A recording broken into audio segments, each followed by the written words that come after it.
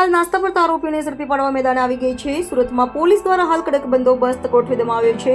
ત્યારે સુરતની રાંદેર પોલીસે પેટ્રોલિંગ દરમિયાન નાગા બાવા બની સોનાની ચેન સ્નેચિંગ કરી ભાગતા ફરતા એક રીઢાને ઝડપી પાડ્યો હતો.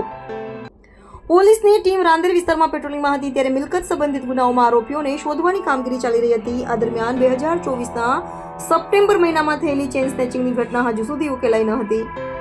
આરોપી નાગા બાવા બની સોનાની ચેન સ્નેચિંગ કરી ફરાર હતો. પોલીસે આરોપી ગાંધીનગરના દહેગામ ખાતે આવેલા ગણેશપુરા મદારીનગરનો વનરાજ ઉર્ફે બન્નાનાથ ઉર્ફે વન્યો કંચનનાથ મદારી હોવાની કબૂલાત કરી હતી.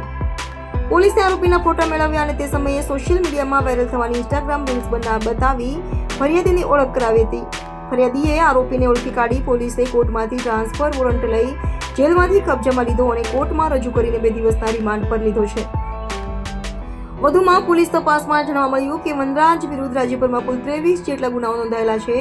તેના પર ગાંધીનગર, ભરૂચ, અમદાવાદ, સુરેન્દ્રનગર, મહેસાણા, વડોદરા, સાબરકાંઠા અને ખેડા સહિતના જિલ્લાઓમાં ચોરી, છેતરપિંડી, હુમલા અને દહેજની કલમો હેઠળ અનેક ગુનાઓ દાખલ થયા છે.